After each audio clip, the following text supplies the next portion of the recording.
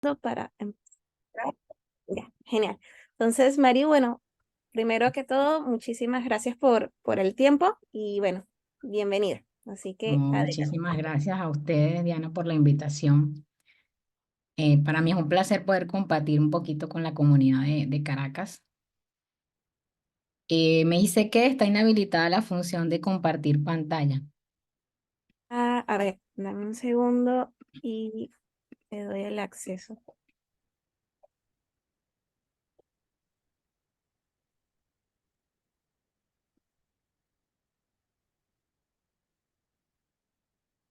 A ver, ¿puedes probar nuevamente?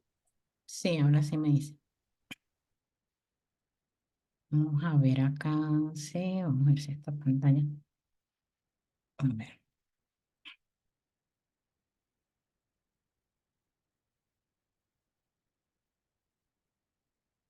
vamos a ver acá. No sé si ya ahí ven la pantalla. Sí, sí se ve. Perfecto. Bueno, como lo menciona Diana, pues pertenezco a la comunidad de Colombia de mujeres, pero soy venezolana. Entonces, para mí es un gran honor y un gran placer poder compartir aquí en el grupo de la comunidad de Caracas y aportar un granito de arena dentro de mi tierra, ¿cierto? Entonces, básicamente, pues traigo una charla a nivel 100 para hablar un poco del tema de resiliencia, ¿no? Prepárese para el caos, ¿cierto? Cómo nos preparamos para que nuestras cargas de trabajo sean resilientes, ¿no? Eh, Partiendo del hecho de que si algo puede fallar, fallará, está dentro de los manifiestos de la ley de Murphy y debemos dar por sentado de que todo va a fallar, ¿ok? Todo va a fallar en cualquier momento y debemos estar preparados para que eso suceda, ¿no? Entonces, bueno, ¿quién soy? Me gusta que me digan Mariu, me llamo María Eugenia y bueno, resido en Colombia. Me apasionan los temas de nube, los temas de la comunidad y bueno, y que es crecer y compartir el conocimiento dentro de las comunidades. Entonces, bueno, vamos a partir de algunos desafíos que trajo como todo el tema de adopción de la nube, ¿no? Que surgió o se aceleró, por decir, a partir de la pandemia del COVID-19, ¿cierto? Donde pues tuvimos un boom, ¿no? De empresas llevando sus cargas de trabajo a la nube. Muchas de ellas, pues tal vez solo hicieron una estrategia de lift and shift, es decir, se llevaron lo que tenían on-premise a la nube tal cual lo tenían, ¿cierto? Pues debido a que aprovisionar ahorita soluciones y servicios en la nube es una tarea que podemos realizar de casi de forma inmediata, con unos pocos clics podemos tener una carga de trabajo, una aplicación ya desplegada y funcionando, ¿cierto? Pero no nos percatamos o no nos cuidamos de que esas cargas de trabajo no solamente eh, debemos de migrarlas a la nube, sino que también debemos de cumplir objetivos de disponibilidad, ¿no? Que debemos de definirles estrategias de disaster recovery, eh, que debemos de hacer configuraciones o de ejecutar prácticas para que podamos aprovechar al máximo los beneficios que la nube nos ofrece, ¿no? Y que si bien no tenemos como control sobre si se produce un error o no, pero sí podemos controlar la rapidez con que detectamos esa interrupción y con que hacemos algo al respecto. Entonces, partiendo de todos estos desafíos, eh, venimos entonces a hablar un poquito de lo que es la fiabilidad de nuestras cargas de trabajo. Eh, Básicamente partimos del Web Architecture Framework, ¿verdad? Que es el marco de trabajo de mejores prácticas de arquitectura para aplicaciones nativas de nube, ¿ok? En este caso, pues el Web Architecture Framework de AWS, sin embargo, pues Azure tiene su Web Architecture Framework y cada uno de los proveedores, ¿ok? Sin embargo, pues el objetivo final es el mismo, ¿ok? Es tener eh, una guía clara de principios de diseño, de prácticas recomendadas para poder ejecutar y operar cargas de trabajo en la nube de forma eficiente, de forma rentable, de forma que optimice los costos, ¿cierto? Que sea segura y que sea resiliente. Entonces, partiendo de este marco de trabajo que básicamente en la parte de arquitecturas de nube, pues es nuestra guía, es nuestro día a día básicamente, entramos en el tema de uno de los pilares, de los 6 pilares del Google Architecture Framework, tenemos el pilar de fiabilidad. Y ¿por qué hablamos de fiabilidad? Pues porque la resiliencia pues forma parte o es uno de los componentes más importantes del pilar de fiabilidad, ¿no? Y básicamente es la capacidad que tiene la carga de trabajo de realizar su función prevista de forma correcta y constante, ¿ok? Durante todo su ciclo de vida, ¿ok? O sea, que se espera que la carga de trabajo realice su función y que lo haga de forma óptima, ¿ok? Para ello, tenemos ciertos principios o ciertas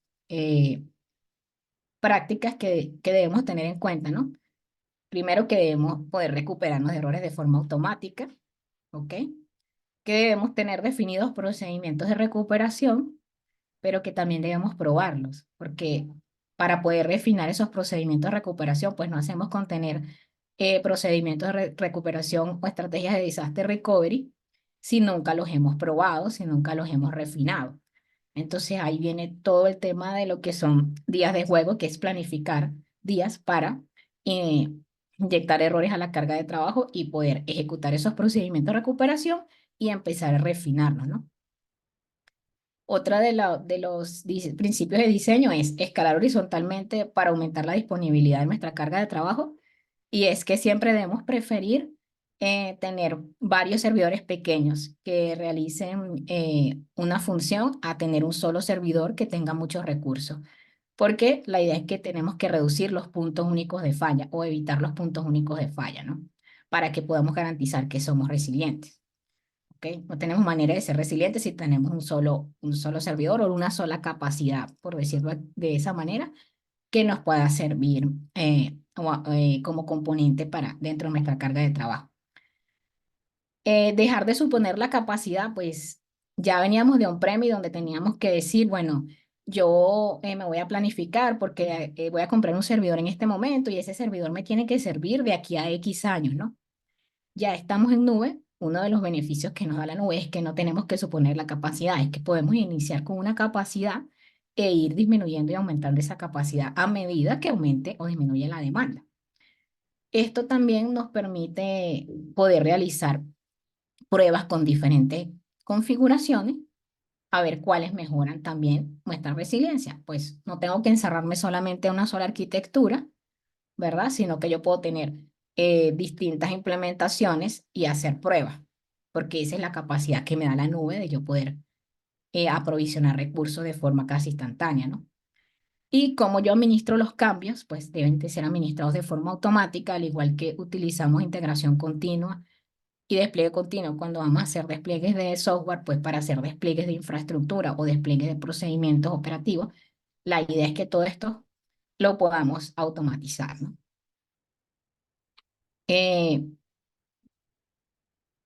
Entonces, como les mencionaba, pues la resiliencia forma parte del pilar de fiabilidad y es la capacidad de mantener la disponibilidad y poder recuperarnos de las interrupciones, sean operativas, sean de software, sean de infraestructura, en el plazo determinado que le genere el menor impacto a nuestro negocio, ¿no?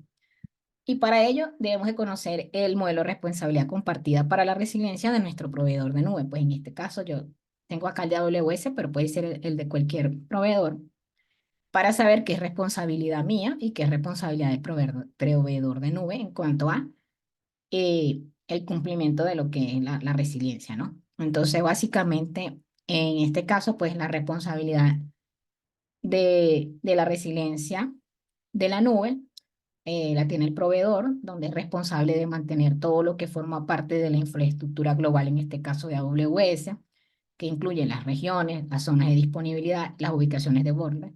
El proveedor es responsable de garantizar la resiliencia de estos, por así decirlo, componentes de la infraestructura global. Adicionalmente a ello, pues del hardware y de los servicios como el cómputo, almacenamiento, base de datos y redes. ¿Ok? Pero nosotros tenemos una responsabilidad también dentro de este modelo de resiliencia, porque muchas veces pensamos, no, la nube me garantiza alta disponibilidad, la nube me garantiza ciertos temas en algunos servicios, pero no todo es responsabilidad del proveedor de nube. Por ejemplo, a mí S3 me garantiza que yo voy a tener 99,999911,9 de disponibilidad, pero resulta que si yo borré por error eh, alguna información, pues la aplicación entró en un bug y empezó a borrar la información que estaba en los buckets. Pues AWS no tiene ninguna responsabilidad allí, ¿ok? Porque yo borré esa información, ¿cierto? Entonces ahí tenemos que tener cuidado con el tema de cuando pensamos que el proveedor nos va a garantizar todo, ¿no? Entonces la responsabilidad mía como cliente es la responsabilidad de lo que yo coloco en la nube. eh, y ahí empiezo con todo cómo administro yo las redes, las cuotas y las limitaciones de los servicios, ¿ok? Luego viene el tema de cómo administro los cambios y la resiliencia en las operaciones o la resiliencia operativa. El tema de observabilidad y cómo administro los errores. Y la definición de la arquitectura de mi carga de trabajo, porque todo parte desde la arquitectura. Y ahí podemos tener el ejemplo de lo que mencionaba ahorita. Si yo me traje una arquitectura lift and shift hacia la nube, tal cual como la tenía, muchas veces no soy capaz de aprovechar, por ejemplo, los beneficios que la nube me da de escalabilidad, porque de repente me traje un monolito, entonces yo tengo una aplicación que manejaba estados, entonces no puedo aprovechar el beneficio de la escalabilidad porque no puedo tener varios servidores, ¿ok? O tengo que hacer una refactorización para poder hacer que mi arquitectura cumpla con temas de resiliencia, ¿no? Entonces, por eso es que la arquitectura aparece acá, porque es importante que desde que pensamos la arquitectura, tomemos en cuenta que nuestra arquitectura sea resiliente, ¿no? Y bueno, nosotros somos responsables también de hacer pruebas continuas de la infraestructura, ¿verdad? Continuamente, ¿ok? Porque, como los mencionaba ahora, podemos tener estrategia de disaster recovery, pero si nunca hacemos pruebas, pues no vamos a saber si esa estrategia está bien definida o si cumple con lo que nosotros necesitemos o con lo que necesite la organización.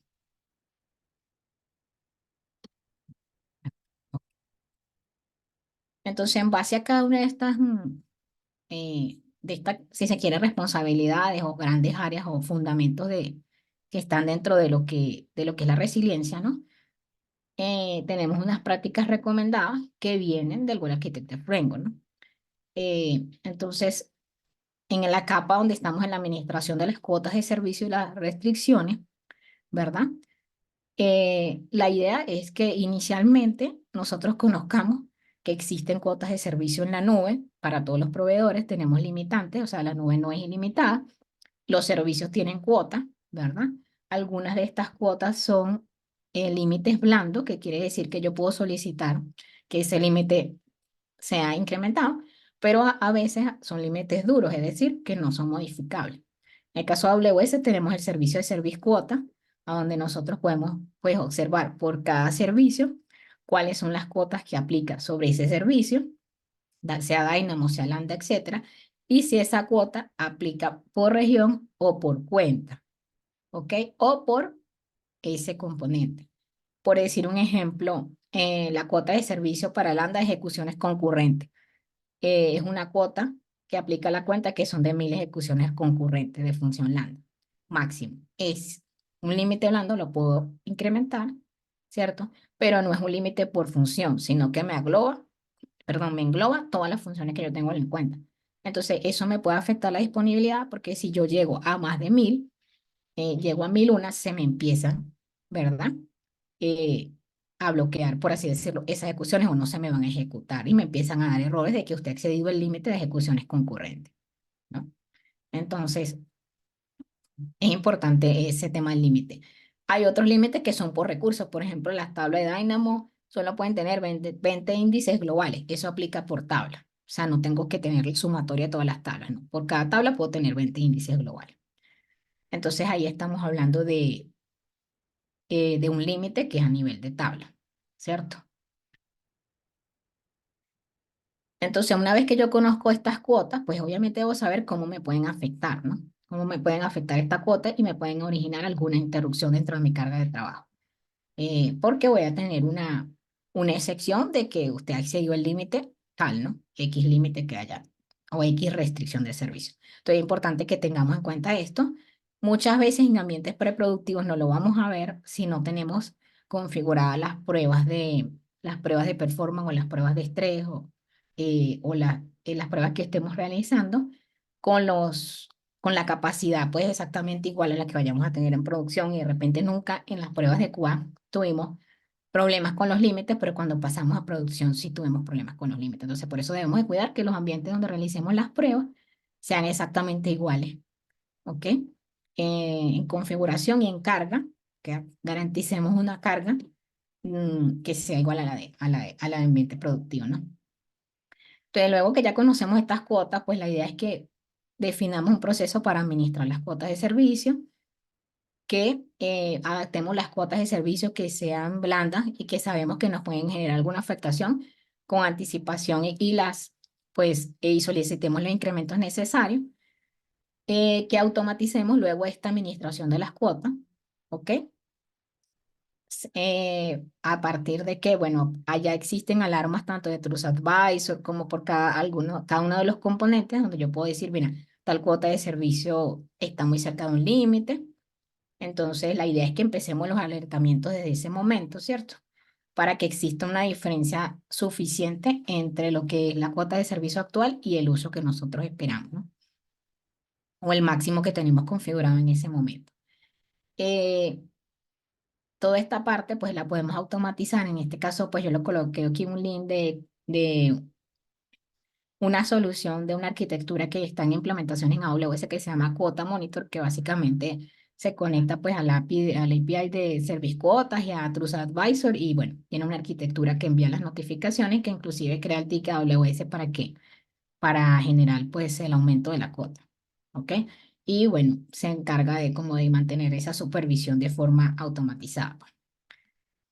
Sin embargo, pues si no tenemos automatización para ello, lo importante es que lo tomemos en cuenta cada vez que vayamos a agregar un componente de arquitectura desde el inicio, ¿no? Tomemos en cuenta cómo es esta administración de las cuotas y la afectación que podemos tener.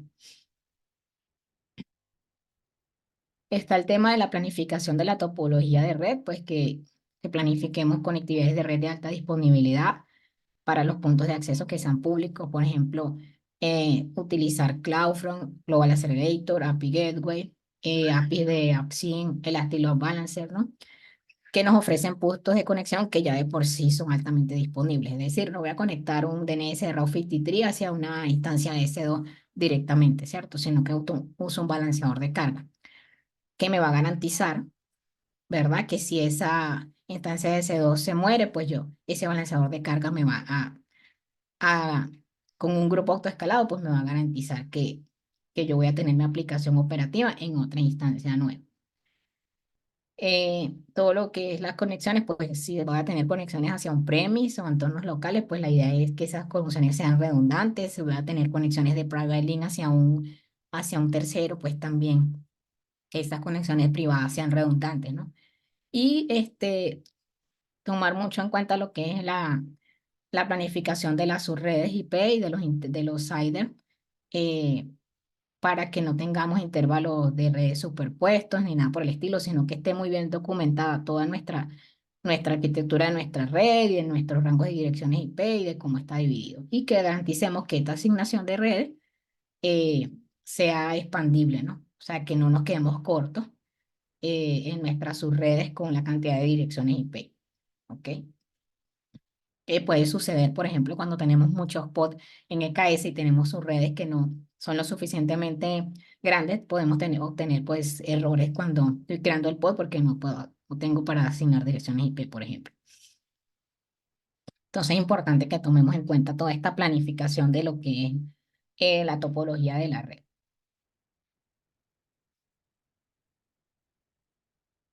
En cuanto a la arquitectura de la carga de trabajo, pues la idea es que elijamos cómo vamos a segmentar la carga de trabajo y que segmentemos nuestros servicios centrados en las funcionalidades que van a hacer y en los dominios empresariales, es decir, que optemos por arquitecturas SOA o arquitecturas de microservicios, de manera que garanticemos que los componentes van a estar en funcionalidades pequeñas, ¿no? En cuanto al acoplamiento, pues la idea es que tengamos acoplamiento flexible, es decir, que aislemos y disminuyamos las fallas, que si tenemos un error en un componente, podamos garantizar que los otros componentes eh, sigan operando de forma normal, ¿no? Entonces, por ejemplo, si yo tengo un sistema de compra y se me cayó el servicio de shipping, pues yo puedo seguir creando órdenes de compra, puedo seguir facturando, simplemente que solamente está el componente de envío caído, ¿ok? Pero que ese componente no esté totalmente acoplado, ¿verdad?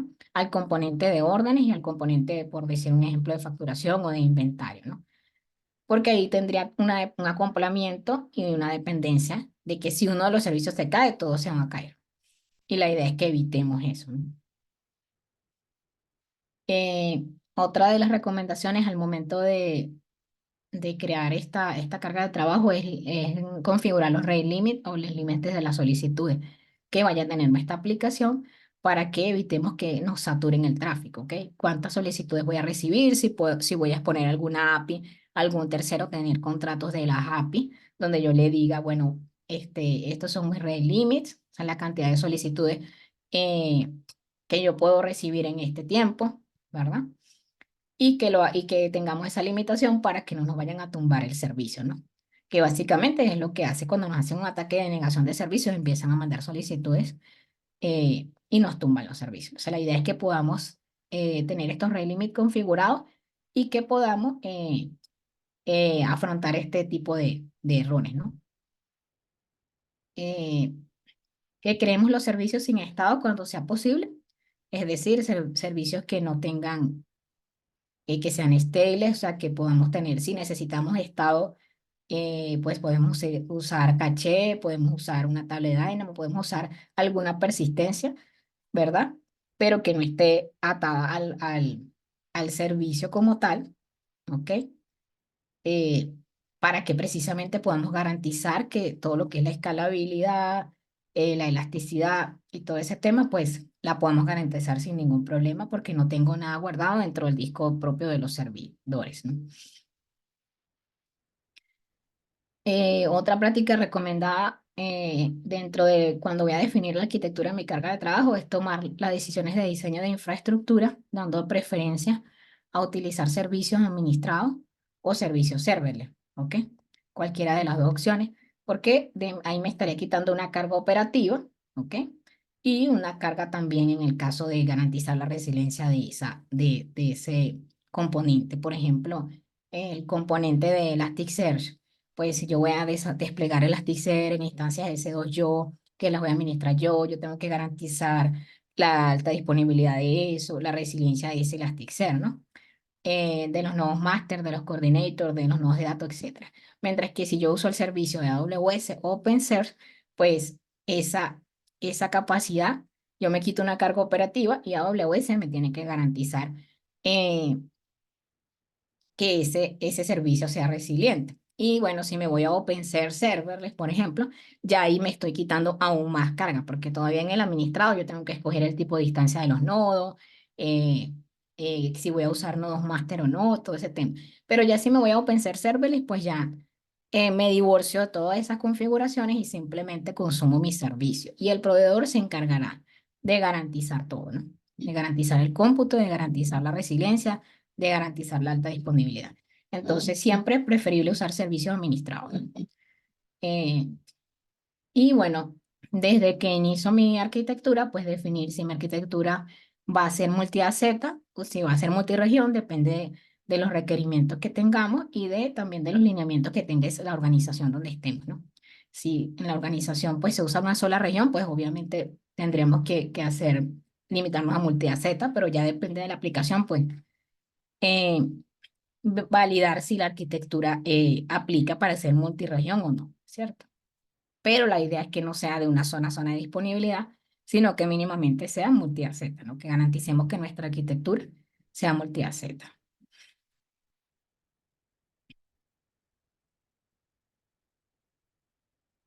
En el tema de la administración de los cambios, pues es muy importante supervisar los recursos, o sea, tener identificados los componentes, definir las métricas, ¿ok? Implementar todas las métricas que necesitemos y en base a ese listado de métricas que tenemos, definir cuáles alertamientos necesitamos para configurar las notificaciones en tiempo real, ¿ok?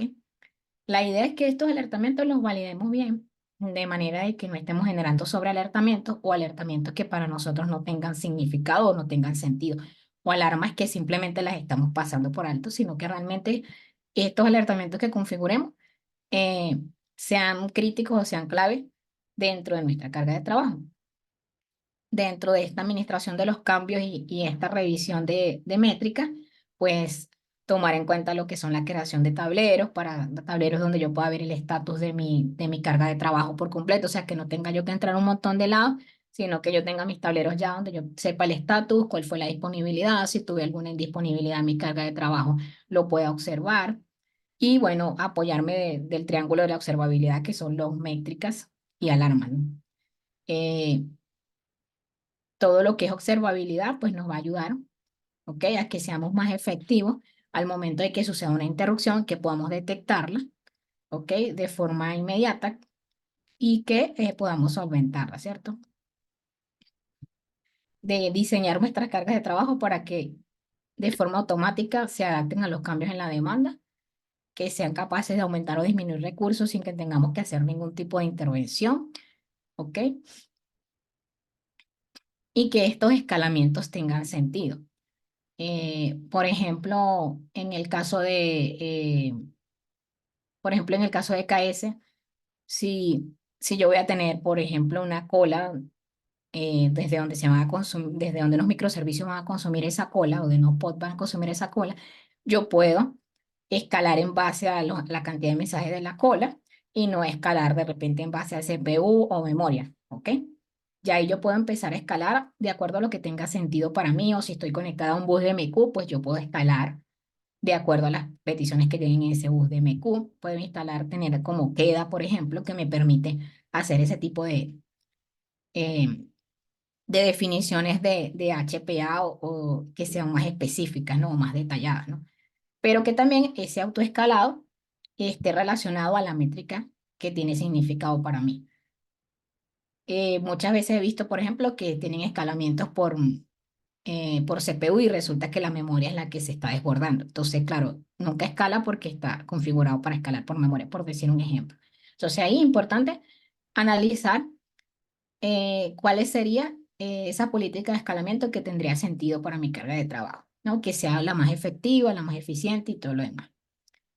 Y en cuanto a la implementación de los cambios, pues integrar pruebas funcionales y de resiliencia dentro de los despliegues y realizar despliegues de infraestructura o de los servicios de forma inmutable, es decir, utilizar estrategias de despliegue como Canary Deployment, como Blue Green, etcétera, etcétera, que nos pueden ayudar en un determinado momento a poder eh, aislar un error de forma más sencilla y poderlo abordar, ¿no?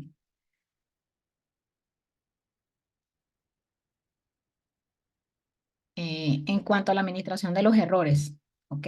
¿Cómo administro los errores? ¿Cómo me preparo para administrar los errores? Entonces, primero, pues copias de seguridad de los datos, ¿ok? Tener copias de seguridad y hacer pruebas periódicas para verificar la integridad de esas copias.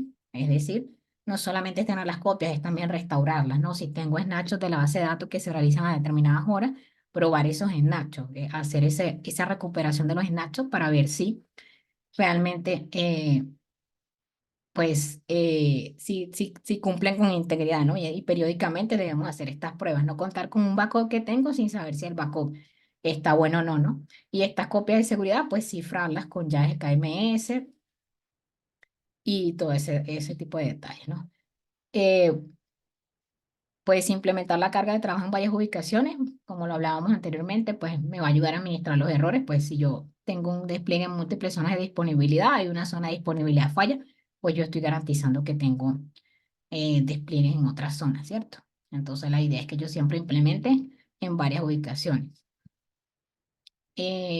Probar la fiabilidad también usando ingeniería de caos, planificando días de juegos, realizando análisis post-mortem de los incidentes, o sea, luego que sucede un incidente o una interrupción, realizar el análisis post-incidente y verificar cuál fue la causa raíz de ese incidente para que la podamos mitigar y que no vuelva a suceder, ¿ok?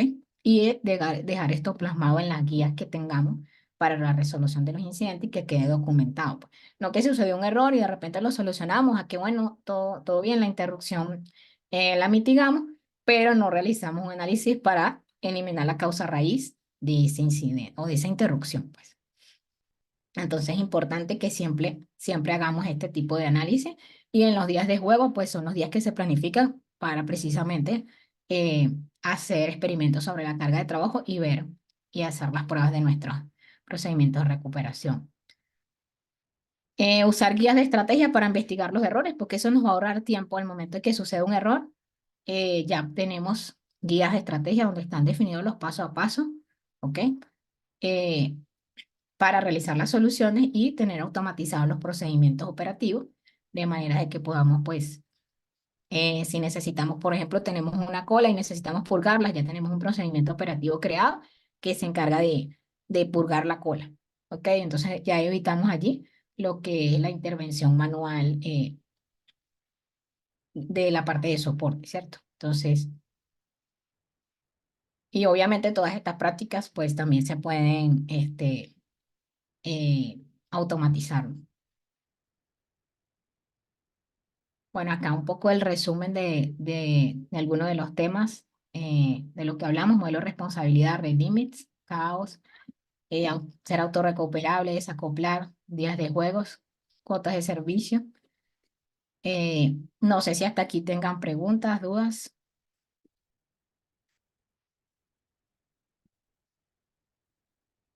si están vivos, si no. Sí, por aquí no hemos recibido dudas de momento por el chat, pero todo muy Ujú. interesante, Mary.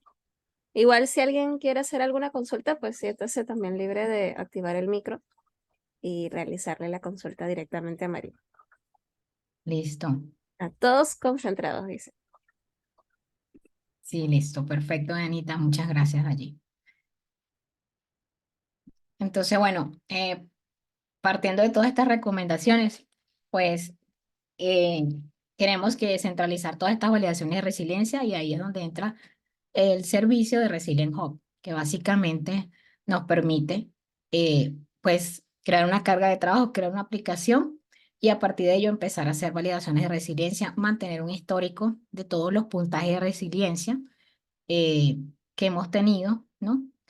Eh, y para poder realizar como este seguimiento continuo, ¿ok? Y poder ir haciendo las correcciones para que reduzcamos las interrupciones.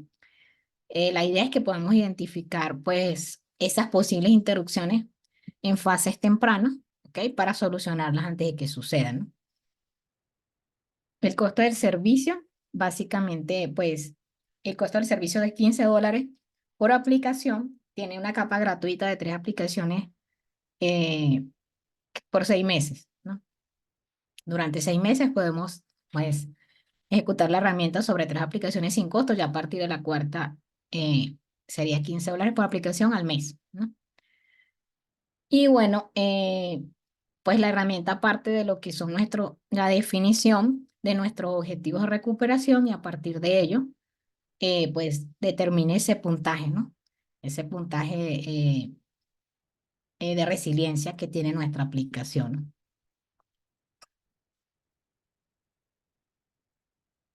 Entonces, tenemos 4 tipos de interrupciones eh, que son interrupciones de aplicación, que se refiere pues a borrado de data o corrupción de data, bug del software, ¿cierto?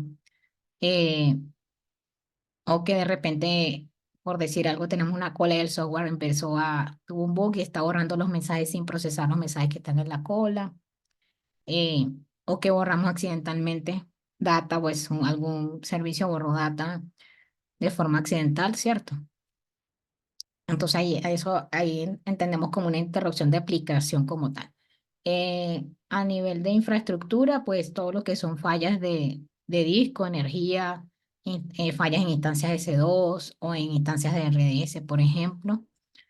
Lo que son interacciones de infraestructura, pero ya en zonas de disponibilidad, pues hablamos de lo que es desastres naturales, fallos de energía, fallos de red, etcétera, etcétera, ¿no?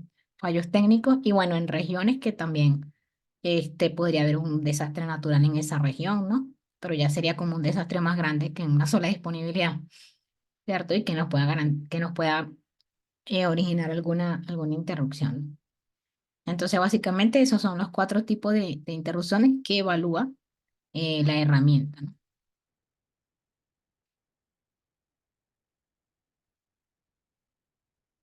Y están unos servicios soportados eh, que la herramienta evalúa, ¿no? Entonces, en este momento, pues hasta el día que saca acá la actualización, dentro de cómputo, pues tenemos lo que es evaluación de instancias C2 de funciones lambda. Podemos conectarnos a un clúster de KS y conectarnos a un MSPI específico para evaluar la resiliencia del MSPI como tal, de los microservicios que están en ese MSPI como tal.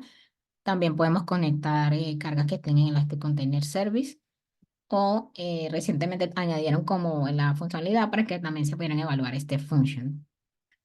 Lo que es a nivel de base de datos, pues tenemos lo que es Amazon RDS como componente que se puede evaluar, DynamoDB, hablas de Dynamo, bases de datos de DocumentDB.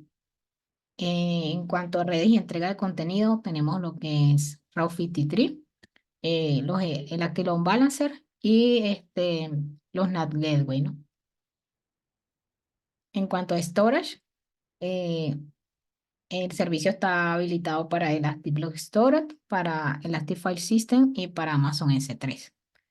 Y otros servicios adicionales está lo que es API Gateway, SNS, SQS está habilitado también, Aurescaling, AWS Backup y también tiene integración con Elastic Disaster Recovery. ¿Listo? Entonces ya estos son los servicios soportados por la herramienta hasta el momento. Entonces les hablaba que partíamos de unos objetivos de recuperación de nuestra carga de trabajo, pues para que la herramienta pueda hacer la evaluación y comparar nuestra tiempo de recuperación actual contra el tiempo de recuperación que es nuestra meta, ¿no? Que es el que nosotros definimos para nuestra aplicación. Entonces acá básicamente partimos de que va a ocurrir un desastre, ¿ok? Va a suceder un desastre. eh, y en cuanto ese desastre ocurra, pues, ¿cuál va a ser mi punto de recuperación de la data, que es el recovery point? ¿Cuánta data estoy dispuesta a perder o a recrear? ¿Ok?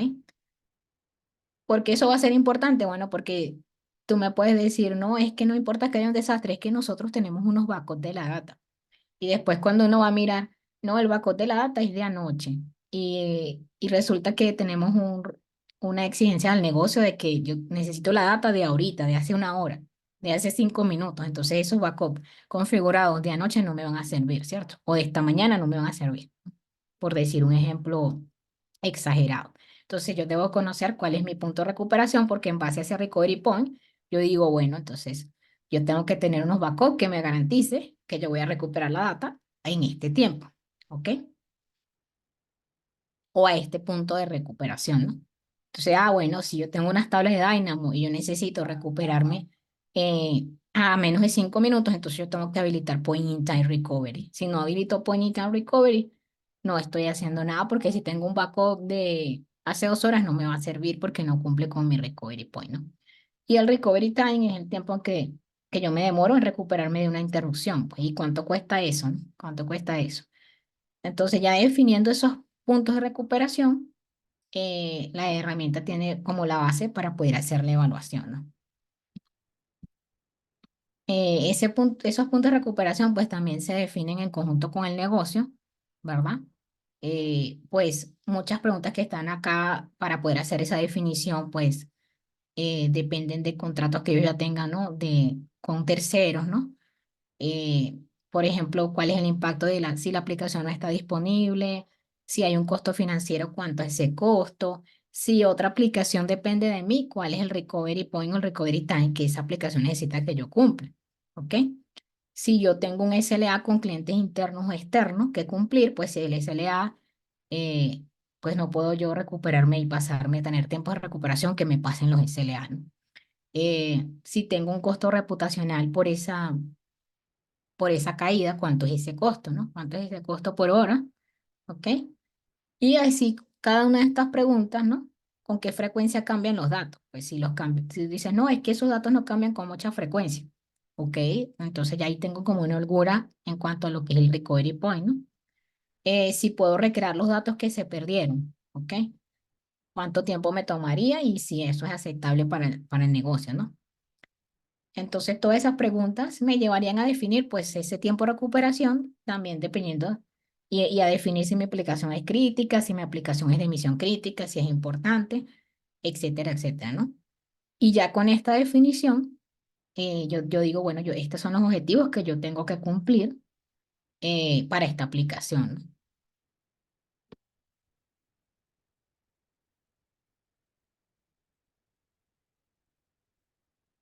Entonces, acá está como la imagen de cómo funciona la herramienta, pues básicamente definimos lo que es creamos lo que es una aplicación, ¿no? Una aplicación que puede ser agregado desde componentes como un EKS, desde una plantilla de CloudFormation, un stack, perdón, de CloudFormation, desde grupos de recursos, ¿verdad? De AWS, desde aplicaciones de Service Catalog o de eh, archivos de estados de Terraform, ¿no?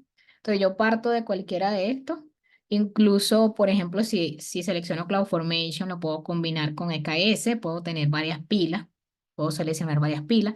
En algún punto me permite crear nuevas versiones de la aplicación y en ese crear nuevas versiones puedo agregar nuevos componentes, ¿ok? Entonces, defino lo que es esa política de resiliencia. Allí me va a preguntar el recovery time y el recovery point. Madrid. Madrid tiene la mano levantada. Hola Madrid, Mario, ¿por qué no hola levanta? Mario, ¿cómo estás? Bien. Mario, te quería hacer una pregunta con respecto al recovery point y el recovery time. Supongamos que una aplicación o un negocio tiene estipulado que está dispuesto a perder la data hace backup cada 2 horas. Entonces, ahí nos está diciendo que está dispuesto a perder la data que se produjo en esas 2 horas. ¿Cuáles son los métodos de recuperar esa data o la organización está dispuesta del todo de perderla? Sí. Si no se le hizo backup dentro de esas 2 horas, entonces, ¿cuál es el modo de recuperarlo?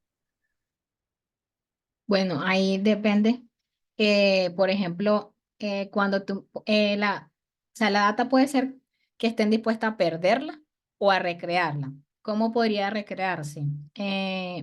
Por ejemplo, existe, por decirte algún OpenSearch que tiene unos índices creados, ¿cierto? Para búsqueda, por decirte un ejemplo. Y yo puedo recrear esos índices basada en los productos que están en una base de datos, porque a la larga las categorías que están allí en esos índices vienen de una base de datos, que es otra base de datos, ¿no?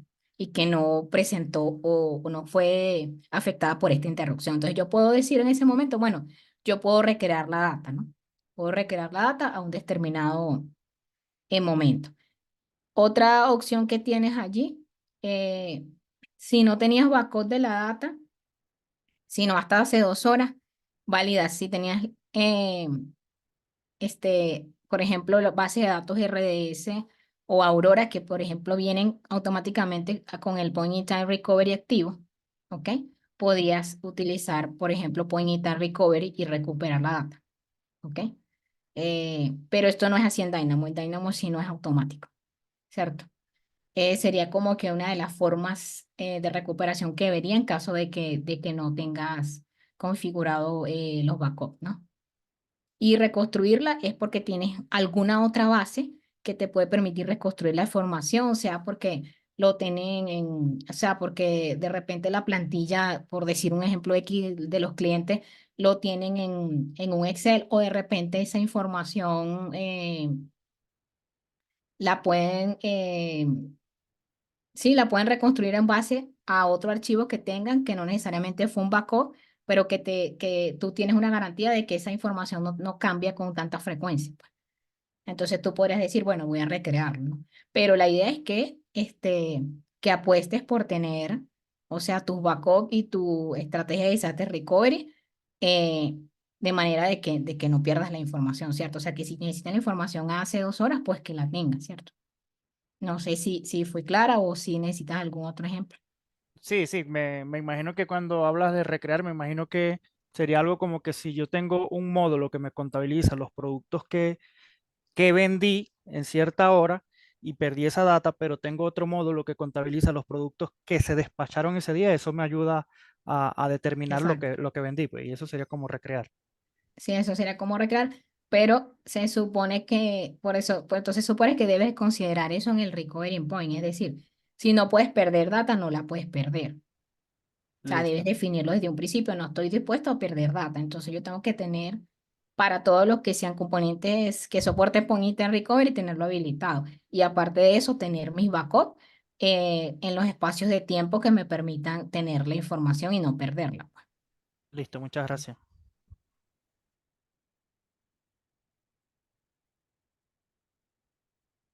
Entonces, listo. Partimos de la aplicación de una política de resiliencia y bueno, a partir de eso, pues realizamos un assessment.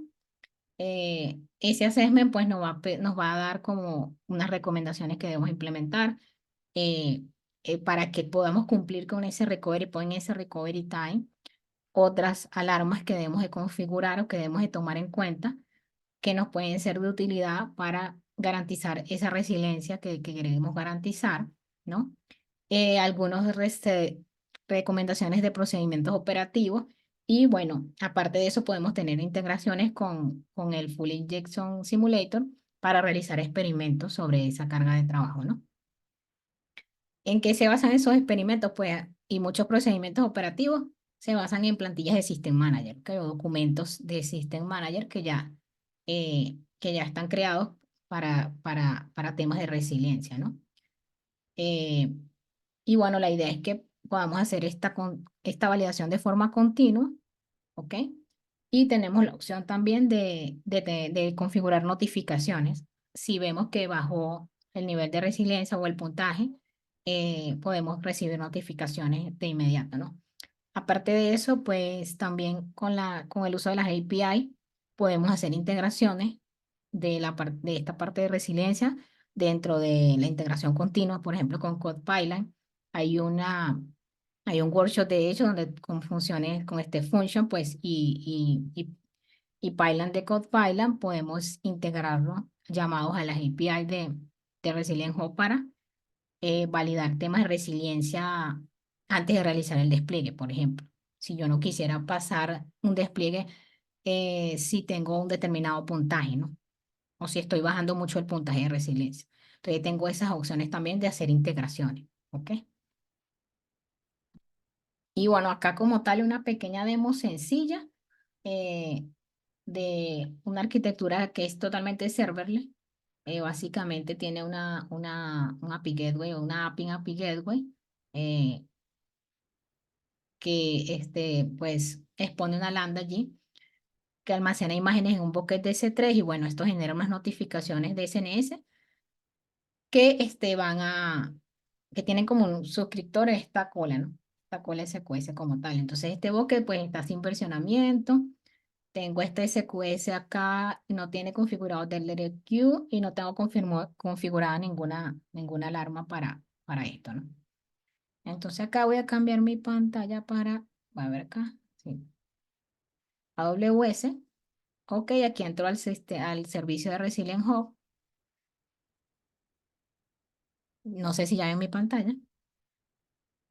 Sí, sí se ve. Listo. Entonces, bueno, acá pues tenemos como todo lo que es lo que hace el servicio, ¿ok? La detección de desviaciones de nuestros objetivos, cuál es la puntuación de resiliencia, ¿ok? Y bueno, de este lado tenemos todo el tema de la integración con FIS, ¿no? Como para hacer las pruebas y los experimentos, ¿verdad? Tenemos como algunos escenarios ya definidos, como, bueno, simular que hubo un apagón en una Z, etcétera, etcétera, ¿no? En este caso yo voy a entrar eso a la parte de administración de la resiliencia, ¿cierto? Que es la parte que estamos conversando. Y acá me voy a políticas, que es de donde voy a iniciar. a crear mi política de resiliencia, ¿no? En este caso voy a crear una política basada en una política sugerida de AWS, ¿ok? Demo, mujer, policy, ¿ok? Y acá me dice que, bueno, políticas para aplicaciones no críticas, aplicaciones importantes, aplicaciones de misión crítica, o de misión crítica globales, ¿ok? En este caso yo voy a seleccionar esta, pero aquí yo podría ver, pues, cuáles son los RTO y RPO definidos dependiendo de la criticidad de esa aplicación, ¿ok? Y para cada uno yo podría inclusive definir diferentes RTO y RPO, como en este caso, donde él me dice por el tipo de interrupción, mira, tú puedes, si es una interrupción de aplicación, tengo un recovery time de 4 horas y un recovery point de 1 hora, pero si es una interrupción de infraestructura, voy a tener un recovery time de 1 hora, ¿no? O sea, yo puedo tener diferentes objetivos dependiendo de el tipo de interrupción que yo esté esperando, ¿cierto? Y bueno, acá pues puedo agregar etiquetas, eh, que siempre es útil agregarlas para saber pues de qué aplicación es, etcétera, etcétera, y poder agruparlas inclusive porque puedo hacer una integración también con QuickSight, tener tableros de QuickSight que me muestre todos los resultados de resiliencia de 1000 aplicaciones, de 200 aplicaciones. Entonces, en ese momento me va a ser muy útil tener etiquetas, ¿ok? Que me identifique la aplicación, ¿no? O el departamento, o etcétera, etcétera, ¿no? Para yo después poder entregar informes agrupados, ¿cierto? En este caso, claro, estoy haciendo una sola aplicación y no tiene sentido, o sea, no tiene como representación a mí en este momento colocarle etiquetas, pero a nivel organizacional sí es súper válido, sí es súper importante que podamos identificarlas para luego hacer informes globales o por departamento o lo que queramos con cualquier herramienta que podamos integrar. De hecho, también hay una documentación ya lista en un workshop de Quicksack que también integra con todo lo que es Resilient Hub, ¿no? Y para generar todos informes, gráficos, etcétera. O sea, ahí tenemos como la visión a nivel de la organización, ¿sí? Y bueno, ya acá, una vez que definimos esta política, ya estamos como listos para realizar la evaluación. Entonces nos vamos a aplicaciones, y agregamos una aplicación, ¿ok? Acá agregamos una aplicación, en este caso, colocarle demo. Y en este caso, le vamos a decir si vamos a utilizar recopilaciones de recursos, si solo es EKS. Ok, en el caso de solo EKS, pues él me da acá para que yo seleccione el clúster. En este caso, yo no tengo ningún clúster de EKS en mi cuenta, ¿no? Pero también puedo agregar un clúster de otra región, también puedo agregar pilas de otras regiones. Y acá en este caso, en el caso de que yo seleccione un clúster, agrego el namespace acá yo puedo agregar cuál namespace o cuáles namespace quiero que sean evaluados, ¿no? Dentro del clúster. Entonces, en ese caso, aquí me listaría los namespace que yo seleccioné, ¿ok? Pero en este caso, y bueno, si uso la última, me incluiría todo lo que es recursos recopilaciones de recursos de todos estos, más el clúster de KS, ¿no? Que generalmente es la que utilizamos. Eh, en este caso voy a utilizar la primera porque yo no tengo clúster en esta cuenta. Y bueno, le voy a decir que es de una pila de CloudFormation, ¿no? Y acá voy a seleccionar la pila. En este caso se llama demo, ¿ok? Como les mencionaba, puede ser utilizado para varias regiones, entonces yo puedo aquí agregar una pila que esté en otra región. En este caso, establecer el RTO, entonces escojo la política que ya acabo de crear, que sería esta. Y acá tenemos que tener un rol que le dé los permisos a Resilient Hub, ¿ok? Eh, de acuerdo a la guía que está definida acá, ahí nos dice como que cuáles son pues, las policies que debemos de configurar. Y también podemos tener que si vamos a hacerlo multicuenta, aquí podemos añadirle pues los roles de las otras cuentas que vamos a evaluar, ¿cierto? Porque la idea es que si lo vamos a hacer acá para varias cuentas de una organización, pues que podamos hacerlo de una forma centralizada. Y acá, en este caso, podemos evaluar automáticamente la aplicación a diario para que él corra de forma automática. Y acá configuramos que queremos recibir notificaciones a un tópico de CNS que tengamos definido, sea de algún equipo de soporte, algún equipo de operación o X equipo que nos interese que sepa que si existe algún cambio o alguna desviación en este puntaje de resiliencia, eh, pues sea notificado, ¿no? Sea notificado en este caso, pues no va a seleccionar esta. Y bueno, aquí pues las etiquetas y agrego la aplicación. Listo.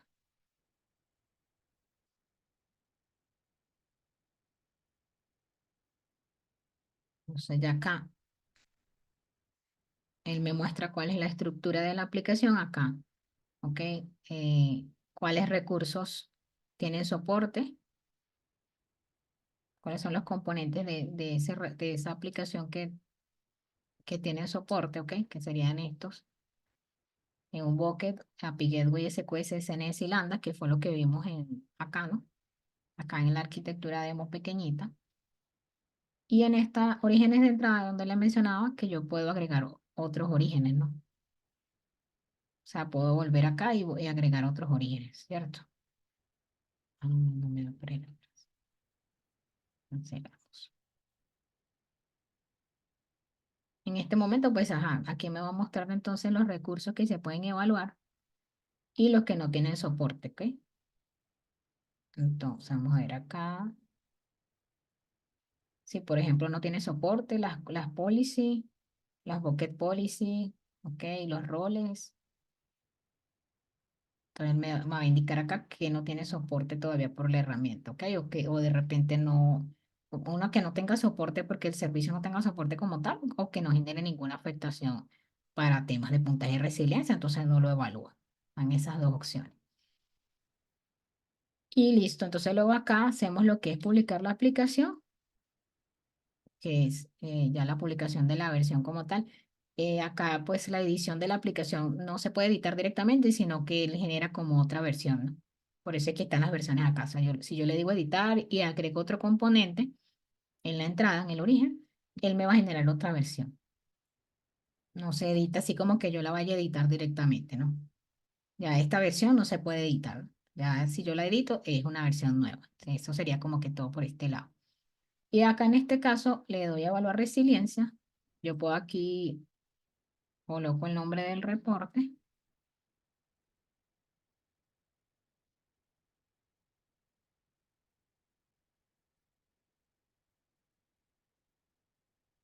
y él me va a generar acá el assessment, ¿ok? Ya si yo configuro que se ejecute diariamente, pues aquí me van a aparecer todos los assessments que se han ejecutado.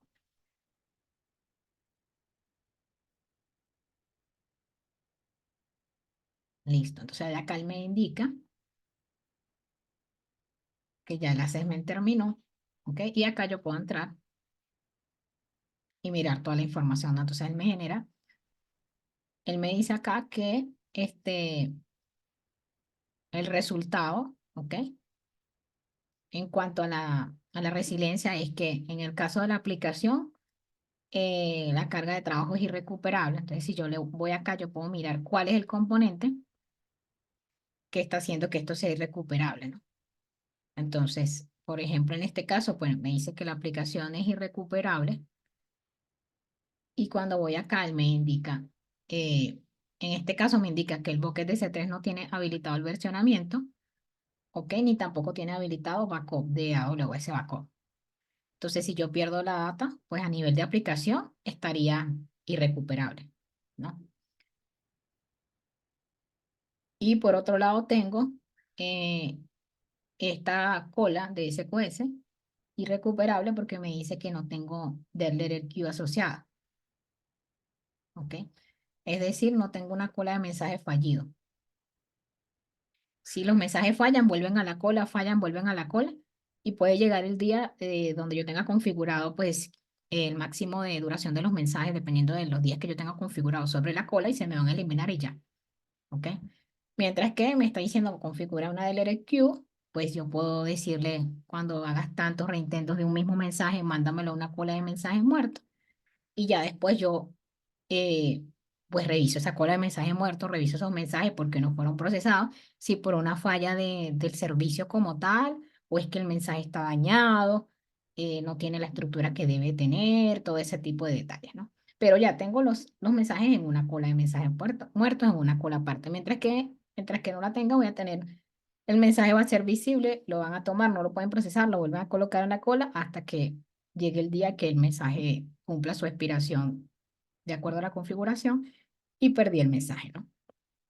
Entonces, por eso es que me menciona que está recuperable. Eso es en cuanto a esta parte, ¿cierto?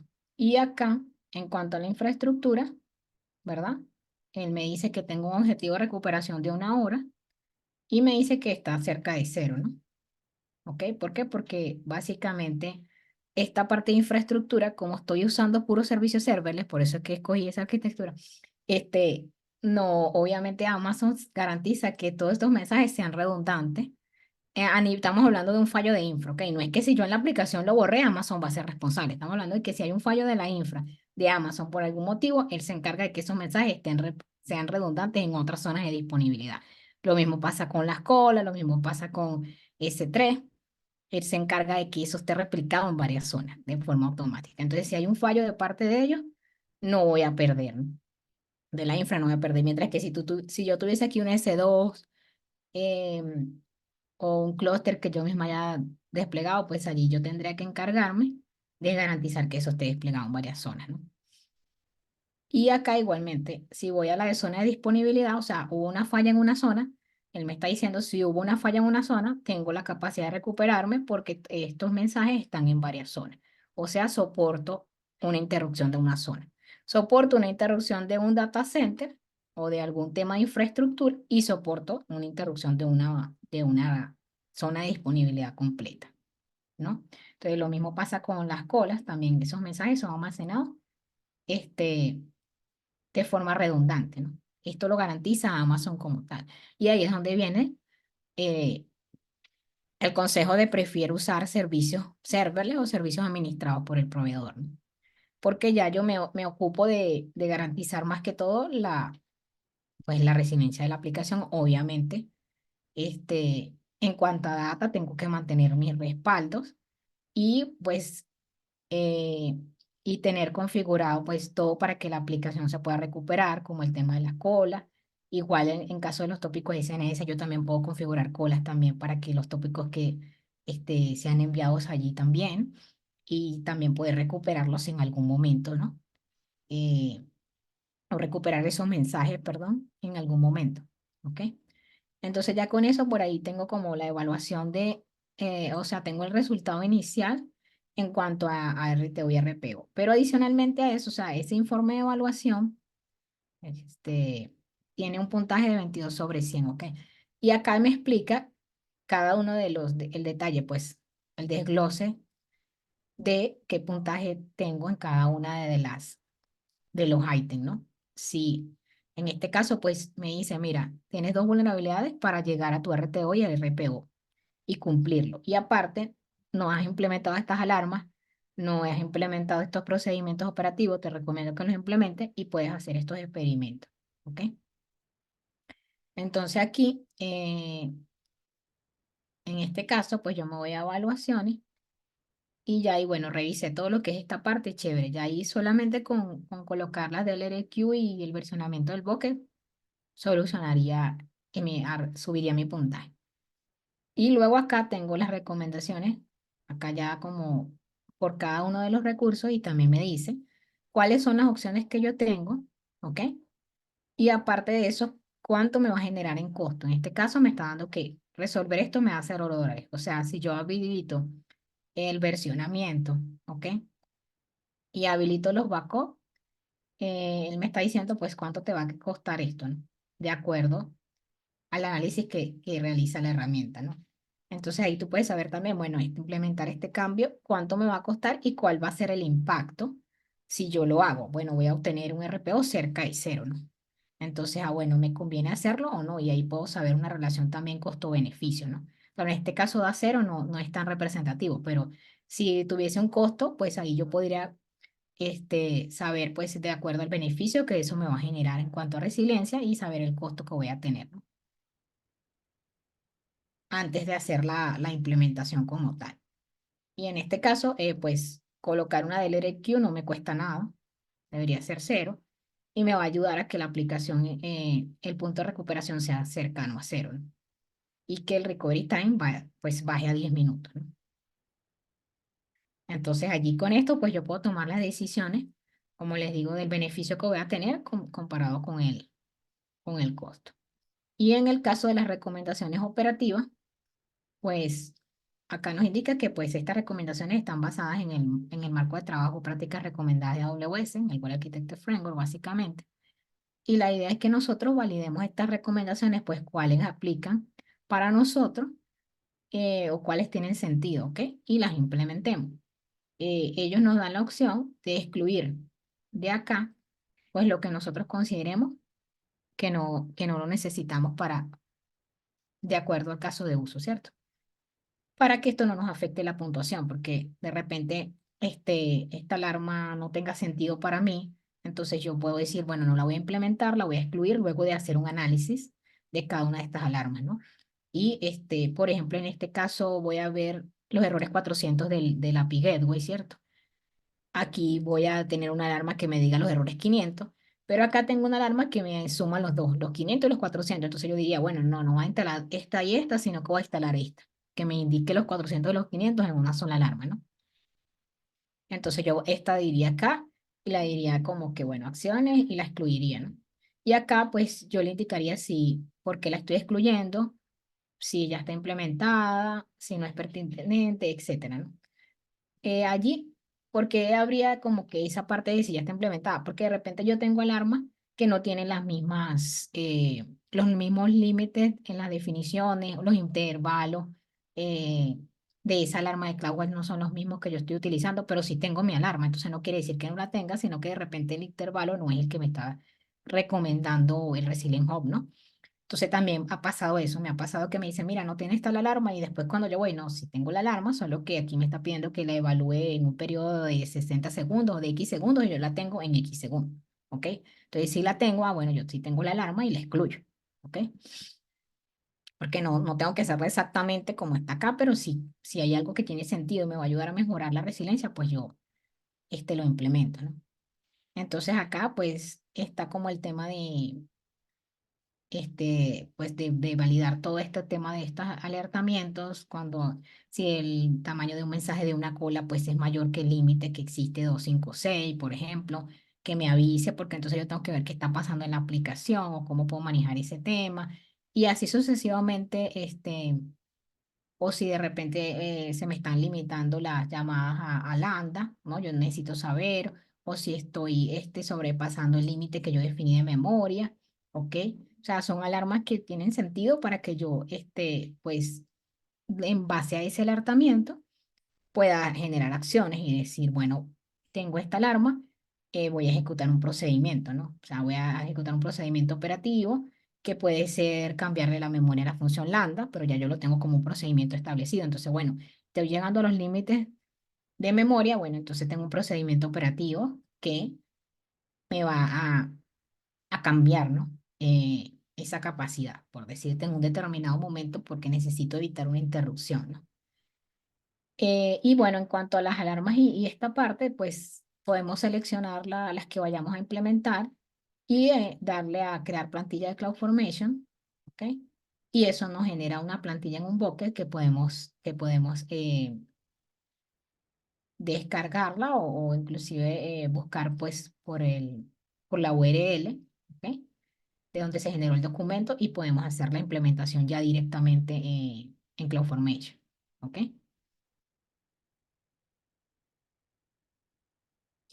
Vamos a buscarlo acá.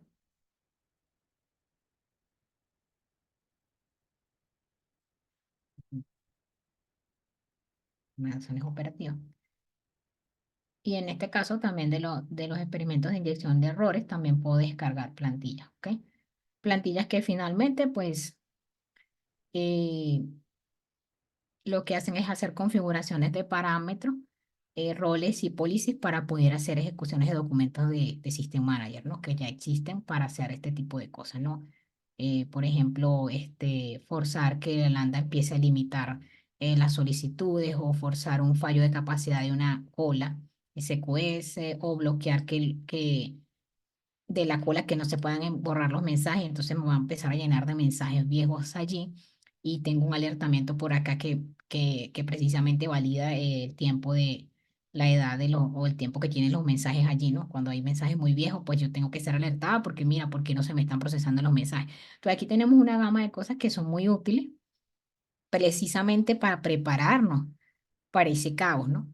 Para prepararnos si nos están pasando estas situaciones, ¿qué debo hacer?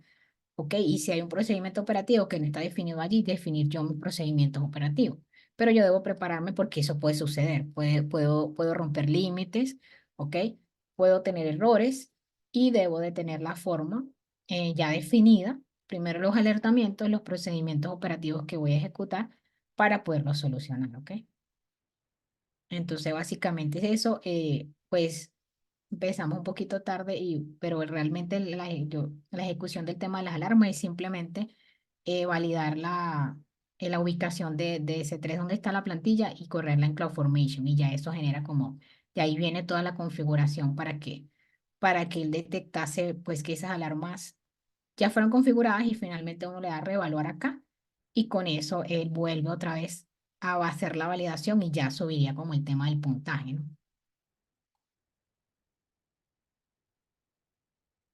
No sé si tienen alguna duda, alguna pregunta acá. Muchas gracias, Mari, por la demostración, de verdad que bastante completa. Por aquí nos dejaron una pregunta. Aaron nos dice, con un servidor espejo no se puede garantizar la persistencia constante de datos.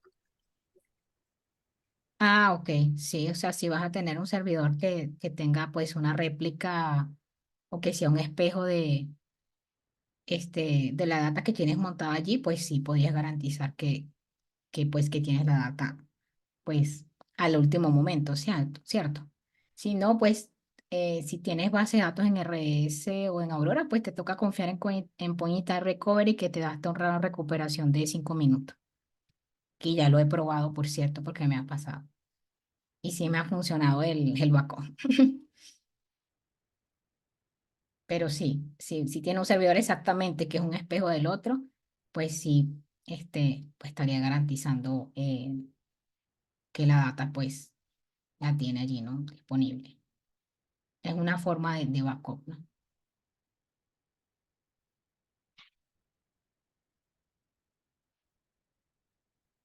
Y bueno, también por aquí Reinaldo, bueno, te envía felicitaciones. Dice, de verdad que la charla pasó a ser un excelente taller. Los ejemplos de Mariu no tienen desperdicio. Ah, no, es con mucho gusto, con mucho gusto. Lo que pueda compartirles, pues, para mí, pues, es un honor que me reciban como acá en la comunidad de Venezuela. Estoy muy contenta por este recibimiento acá, ¿no? Tenía tiempo como diciéndole a Dianita, del tema de la comunidad de Caracas y bueno, qué bueno que se dio. Sí, de verdad, Mariu, muchas gracias también bueno, sobre todo por tu tiempo, por preparar una presentación tan completa y sobre todo por el taller. Creo que todos nos quedó con ganas de investigar más al respecto y me incluyo. Sí, aquí pues yo dejé como en el caso no tengo EKS, pero aquí dejé algunas recomendaciones de los EKS que manejo, ¿cierto? Y algunas recomendaciones por lo menos para EKS, pues lógicamente tener los nodos en múltiples zonas, que tengamos la cantidad de réplicas mínima de 3 réplicas para garantizar al menos 3 zonas de disponibilidad en nuestros pods, ¿verdad? Que tengamos todo el tema de autoescalado configurado que obviamente nos dice que preferiblemente usemos los nodos administrados por AWS que administrarlos nosotros, ¿no? O sea, que no solamente AWS administre el control planner, sino que administre los nodos, ¿no? Que configuremos pod topology para que garanticemos que estos pods que tenemos en 3 réplicas diferentes se nos ubiquen en diferentes zonas de disponibilidad, ¿cierto? Porque si yo tengo 3 réplicas y no tengo pod topology, él me puede poner las 3 réplicas en la misma zona o inclusive en el mismo nodo. Entonces la idea es que yo tenga configurado pod topology para decirle, mira, siempre de estas 3 réplicas me las vas a colocar en zonas de disponibilidad distintas o en nodos distintos, ¿no? Ahí yo veré cuál sería la política de mi organización. y tener configurado el tema de Pod Distribution Bucket, Budget, perdón, que es para cuando voy a desescalar, pues que no, yo tener, ir haciéndolo como progresivo, ¿no? Con unos límites y que no sea algo, pues, que se dé de golpe, ¿no? Desescalar de, por decir un ejemplo, de 10 pods a 5 de forma abrupta, sino que yo le diga, mira, este vas a escalar, pero esta va a ser el budget, ¿no? Vas a ir de uno en uno, vas a ir de dos en dos, etcétera, etcétera, ¿no? Y aquí, bueno, él me dice que implementar todo esto me daba 3,98 dólares mensuales. Entonces, esas son como algunas recomendaciones en cuanto al tema de KS que no lo cubrí porque, claro, tener un clúster es un poquito más costoso, ¿cierto? Y acá, pues, algunas recomendaciones en temas de ya cuando estoy usando servicios que como S2, RDS, pues, cómo ir de una arquitectura, de una zona a zona de disponibilidad a una arquitectura que sea resiliente, donde yo garantice que tengo instancias en las tres zonas, que tengo grupos autoescalados, que tengo multi-AZ en las instancias de RDS eh, y que tengo los NAT Gateway, ¿verdad? Tengo el NAT Gateway en cada una de estas zonas y aquí estoy garantizando como una arquitectura ya. Paso de una arquitectura de una sola zona que no es resiliente a una arquitectura resiliente, que ahí sí yo tengo que garantizar como de parte mía que todo esto se cumpla porque ya no es responsabilidad de AWS, ¿no? Y bueno, un mensaje final. eh, que me gusta mucho decirlo siempre porque antes siempre decíamos como que mi aplicación tiene que hacer lo que va a hacer, ¿no? Y cumplir su propósito y ya no. Y eso nos hacía felices y ya no. Ya no nos hace feliz porque ya no solamente debemos cumplir el propósito de la aplicación, sino que esa aplicación debe ser segura, debe ser eficiente, debe ser rentable, debe ser disponible, resiliente y recuperable. Y que la latencia es la nueva indisponibilidad, o sea, ya no hablamos ya de indisponibilidad solamente porque se cayó algo, no, es porque algo está arriba pero está funcionando lento, ya para un cliente eso es indisponibilidad, ¿ok? Porque ya están acostumbrados a que todo sea rápido. Entonces, si yo me meto en una aplicación o una plataforma y es lenta, ya para mí no es disponible, aunque esté arriba. Ese es mi último mensaje y bueno, muchas gracias. Muchísimas gracias, Mario. Bueno, igualmente quiero reiterarte también, pues, el tiempo para esta charla. Gracias a todos también los que se conectaron. Disculpen nuevamente los pequeños inconvenientes técnicos que tuvimos al inicio. La charla está quedando grabada, así que en los próximos días la estaremos subiendo en nuestro canal de YouTube. Y bueno, ya saben, Mariu, eres, bueno, igual, eres nuevamente bienvenida. Si quieres dar alguna otra charla, adelante. Y alguna de las personas que están aquí, si también se quieren animar a hablar de algún tema, pues también son todos bienvenidos. En febrero recuerden que arrancamos con nuestro grupo de estudio, así que ya por las redes sociales le estaremos compartiendo más información. Gracias, Mariu. Gracias, chicos. No, gracias a todos, Que que pasen tengan bien. feliz noche. Igualmente. Gracias, Mariu. Cuídense. Chao. Nos vemos.